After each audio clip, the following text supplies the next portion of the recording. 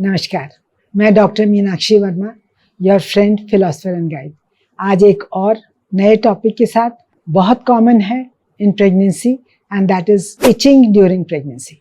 मैं आज उन 3 स्पेसिफिक इचिंग के बारे में बात करूंगी जो प्रेगनेंसी स्पेसिफिक हैं। बाकी तो बहुत सारे कारण हैं इचिंग के जो कि नॉन प्रेग्नेंट लेडीज में भी होते हैं और वो प्रेग्नेंट लेडीज में भी हो सकते हैं, बट ये 3 कारण जो हैं वो स्पेसिफिकली बिकॉज ऑफ प्रेगनेंसी ये इचिंग के कारण हैं। इसमें सबसे इम्पॉर्टेंट है इंट्राहेपेटिक कोलेस्टेसिस ऑफ प्रेगनेंसी। क्या होता है इसमें, कैसे प्रेजेंट करता है? यूजुअली लेट सेकेंड या थर्ड ट्राइमेस्टर में और पूरे शरीर में बहुत ज़्यादा इचिंग होती है, खासतौर पे हथेलियों में और तलवों में। रात के वक्त ये इचिंग बहुत ज़्यादा होती है। कहीं रैश नहीं दिखाई पड़ता पूरे बॉडी में, लेकिन इतनी ज़्यादा इचिंग होती है कि उससे सारे बॉडी में एक खरोंचे जैसी दिखाई पड़ती हैं, जिससे स्क्रैचिंग दिखाई पड़ती है, जिससे कि मालूम पड़ता है कि कितनी ज़्यादा इचिंग हो रही है। और महिलाएं बहुत ज़्यादा इससे डिस्कम्फर्ट फील करती हैं। वो महिलाएं जिनको कि ओव्यूलेशन इंडक्शन से या IVF से प्रेगनेंसी होती है, हमेशा उनमें ये चीज़ ज़्यादा होती है। या वो महिलाएं जिनको कि मल्टीपल प्रेगनेंसी हो, जैसे ट्विंस हैं, जैसे ट्रिपलेट्स हैं, उनको होने में भी हमेशा इनकी इचिंग की ज़्यादा प्रॉब्लम रहती है। जिन महिलाओं को पॉजिटिव फैमिली हिस्ट्री रहती है, पॉजिटिव फैमिली हिस्ट्री जैसे मदर को या सिस्टर्स को, उनको भी ऐसी प्रॉब्लम रही, या फिर positive family history of gall bladder disease, जिनको कि स्टोन्स गॉल ब्लैडर के मदर को रहे या सिस्टर्स को रहे या और क्लोज फैमिली मेम्बर्स में रहे, उनको भी इनकी संभावना ज़्यादा रहती है। जॉन्डिस बहुत कम पेशेंट्स को होता है।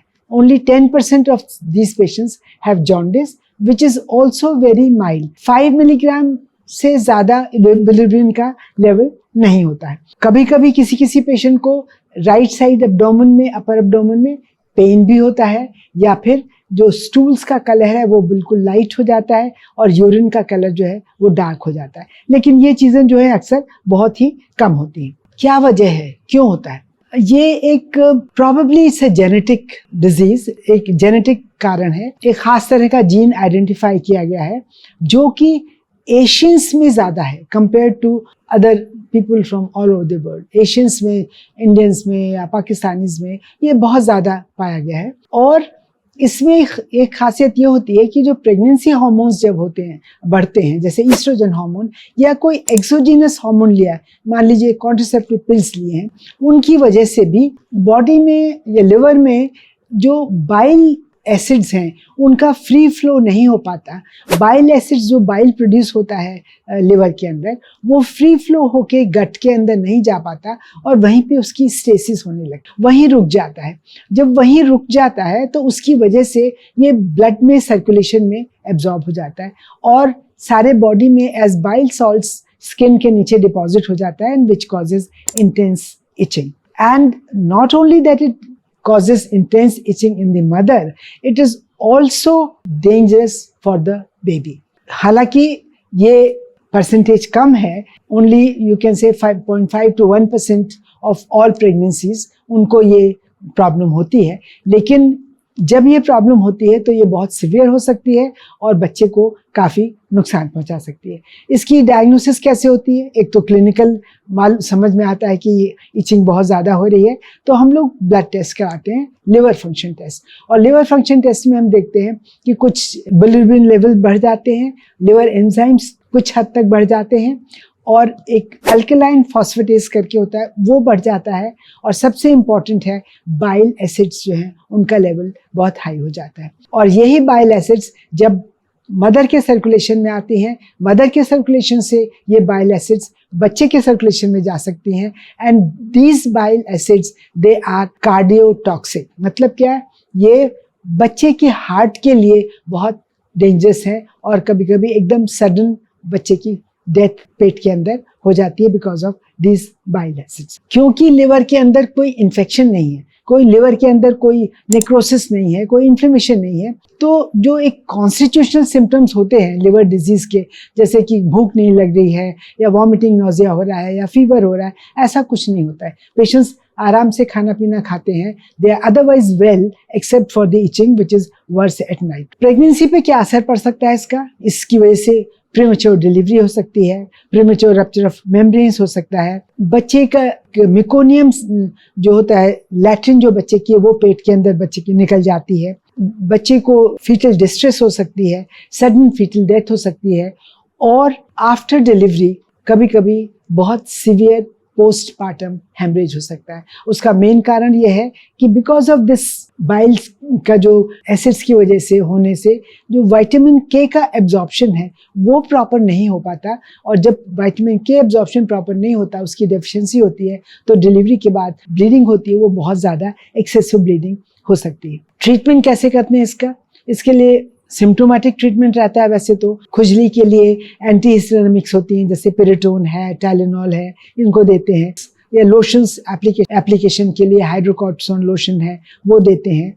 एक सबसे स्पेसिफिक दवाई है इसके लिए, उसको बोलते हैं हम अर्सोडीऑक्सीकोलिक एसिड, एंड यही दवा है जो कि उसको स्पेसिफिकली काम करती है इन बाइल, जो बाइल सॉल्ट्स डिपॉजिट हो गए हैं उनको डिसॉल्व करती है, उनको वाटर सॉल्युबल बनाती है, और यूरिन के साथ उसको वो बाहर निकल जाते हैं।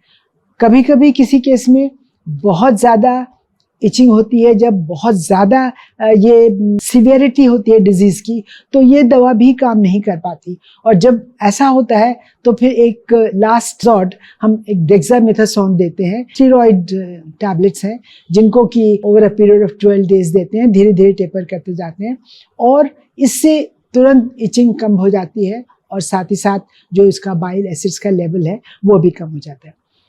सबसे इम्पॉर्टेंट है कि हमें इंडक्शन ऑफ लेबर, हमें जल्दी पेशेंट की बच्चे की डिलीवरी करानी पड़ती है, यूजुअली 37 से 38 वीक्स के बीच में, क्योंकि 37 से पहले जब तक कि बहुत ही ज़्यादा ऐसी प्रॉब्लम ना हो कि टेंस इचिंग हो या बहुत ज़्यादा high levels of bile acids ना हो, तब तक हम 36 वीक से पहले डिलीवरी नहीं कराते हैं, क्योंकि बच्चा मैच्योर नहीं होता है। लेकिन 37 ऑनवर्ड्स बच्चे की मैच्योरिटी कंप्लीट होती है, और ऐसे में बच्चे के लिए बाहर का environment is much better than compare to what it is inside. So this is the standard treatment. 37 से 38 के बीच में जब बहुत इंटेंस इचिंग है, उस वक्त हम उसको बच्चे को बाहर निकाल देते हैं, and as soon as the pregnancy is terminated, उसी वक्त जो है वो इचिंग जो है ठीक हो जाती है। दूसरी कंडीशन है, वो भी बहुत प्रेगनेंसी स्पेसिफिक है, इसको हम कहते हैं PUPP ऑफ प्रेगनेंसी, या pruritic urticarial papules and plaques of pregnancy. इसमें भी बहुत सिवियर इचिंग होती है, मेनली एब्डोमेन में, लेकिन कभी कभी दोनों आर्म्स में भी, थाइज में भी, बटक्स में भी हो सकती है, और इसमें उभरे हुए दाने जैसे लाल लाल बहुत सारे निकल जाते हैं। बहुत इंटेंस इचिंग होती है, बहुत परेशान होते हैं पेशेंट्स। इसमें भी हम लोग या तो एंटीहिस्टामिनिक्स टैबलेट्स देते हैं, या फिर लोकल एप्लीकेशन के लिए लोशंस वगैरह देते हैं, जिससे कि वो उसमें कम हो जाए। थोड़ा सा ठंडा सेक, जिसको कहते हैं ये बर्फ़ की सिकाई, वो करते हैं, मॉइस्चराइजर्स लगाते हैं, तो उससे उसमें काफ़ी कुछ फ़र्क पड़ता है।